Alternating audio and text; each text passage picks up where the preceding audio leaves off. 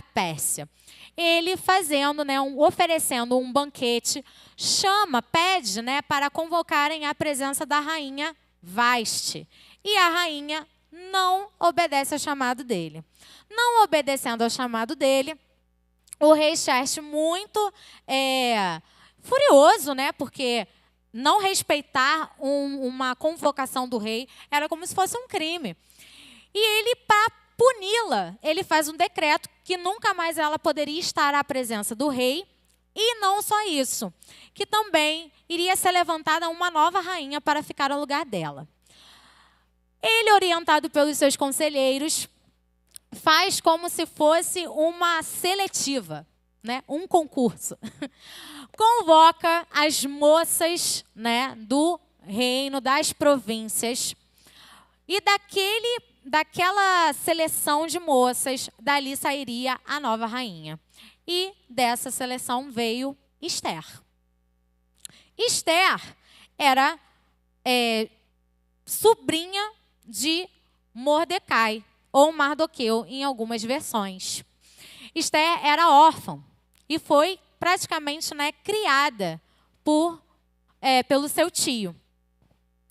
E quando Esther foi levantada como rainha, o rei Xerxes deu a Mordecai um título. Um título não, né? Uma função dentro do governo. Mas, superior a ele, existia o primeiro-ministro chamado Ramã ou Amã. Dependendo, porque como é árabe, né? O H tem som de R. E o rei decretou o seguinte: olha, Ramã, todos os funcionários terão que se prostrar diante de você quando te verem. E o único que não fazia isso era quem? O Mordecai. Por que Mordecai não fazia? Ele explicava dizendo que porque ele era judeu. E aí, né, pesquisando um pouco, a Bíblia não vai nos falar com exatidão o motivo. Só fala que ele explicava que ele não se prostrava porque ele era judeu. E aí, pesquisando um pouco, existem algumas hipóteses, mas a hipótese que eu peguei e acredito que caiba provavelmente ele não se prostrava porque ele se prostrando, ele desobedeceria um mandamento instituído pelo Senhor, que é não se prostrar a nenhum ídolo. E ele não se prostrava, permaneceu assim. Algumas vertentes falam que ele não se prostrava porque o Amã era da descendência dos amalequitas. E os amalequitas e os judeus tinham um certo embate. Então, temos algumas possibilidades. A questão é que ele não se prostrava. E, por conta disso, Amã, muito enfurecido, faz um decreto que matasse todos os judeus. E o rei vai lá e carimba aquele decreto. Porém, contudo, entretanto, Esther era judia também. Então, se era para matar todos os judeus, ela também estaria na sentença de morte. Sabendo disso, Mordecai se desespera e vai, né, procurar Esther e pede ajuda a ela. E aí, a gente tem essa fala que Mordecai diz para Esther: olha, não pense que por você ser rainha, você está isenta das consequências desse decreto. Talvez tenha sido por um momento como esse que você foi feita rainha.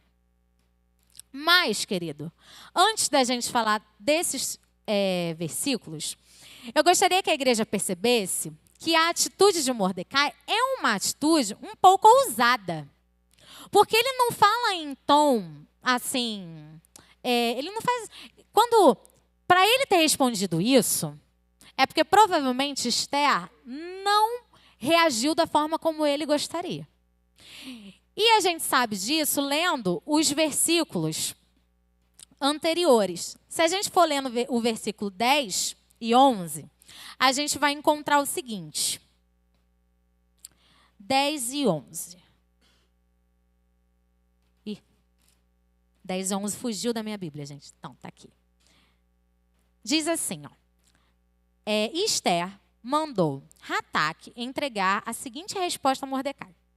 É do conhecimento de todos, desde os servidores do palácio até os moradores de todas as províncias, que ninguém, seja homem ou mulher, pode entrar no pátio de dentro do palácio para falar com o rei, a não ser que tenha recebido ordem para isso.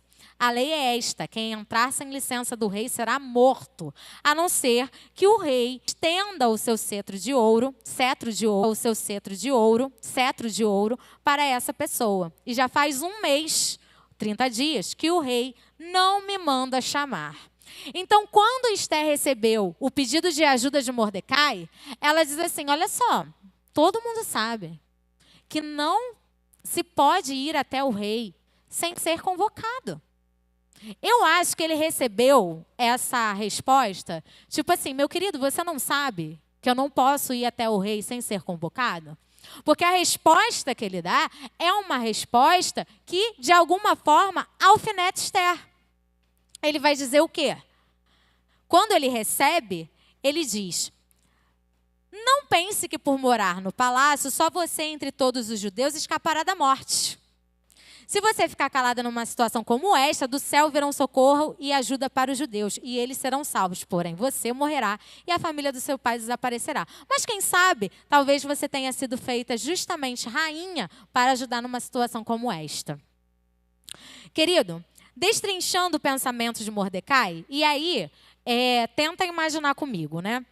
Eu acho que para ele ter ido até Esther, provavelmente ele foi porque ela não era qualquer uma. Ela, além de ser sobrinha dele, ela era o quê? A rainha. Eu acho que Mordecai deve ter pensado assim: minha filha, afinal de contas, qual é o objetivo de ser rainha? Se eu estou pedindo para você interceder até o rei, você sendo rainha, ele já imaginava que, obviamente, o rei não iria matá-la se ela aparecesse de repente no palácio. E aí, a gente entra em uma das lições que o Senhor, me deu, e acredito que é para toda igreja. O Senhor não nos põe em uma posição, querido, sem um propósito. Esther não era rainha à toa. Talvez ela nem tinha, provavelmente não tinha, a dimensão do trabalho e da posição em que ela ocupava dentro daquele reinado. E nós, como igreja, precisamos refletir em qual posição nós ocupamos hoje na realidade em que estamos.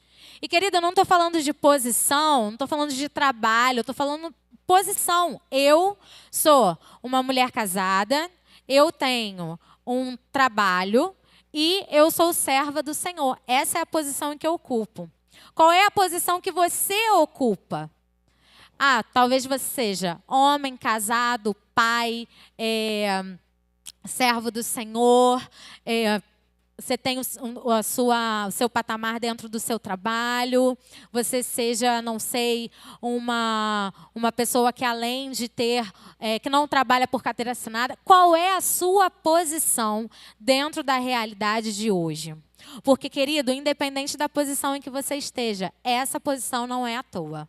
Essa posição tem um propósito. E assim, provavelmente, foi o que Mordecai pensou. Misturei Mardoqueu com Mordecai. Pensou. Só que, da mesma forma que Esther, ali, dentro da realidade em que ela vivia, ela meio que arranjou uma desculpa do tipo: olha, o que ela estava querendo dizer? Eu não consigo ir até lá. Eu só posso ir se o rei me chamar. Bem ou mal, era uma desculpa. Já dava a entender o quê? Que ela não ia conseguir ir, a não ser que o rei chamasse. Se o rei já estava 1 mês sem chamá-la, os judeus não iam esperar muito. Assim somos nós. Às vezes, querido, nós queremos participar do propósito, mas sem querer viver o processo. Não tem como. A gente quer uma igreja grande, bonita, mas não tem como participar desse propósito se não viver o processo. A gente quer, talvez, alcançar um patamar superior dentro do nosso trabalho, mas não tem como alcançar esse patamar superior se não passar pelo processo. Não é de muito costume do ser humano querer o alto salário, querer o carro, querer aquilo outro, mas não querer passar pelo processo. E a gente precisa passar pelo processo. Se nós queremos, ter mais gente dentro da igreja, a gente precisa passar pelo processo. E qual processo é esse, amado? É de todos os dias a gente não negar a nossa fé, ainda que o mundo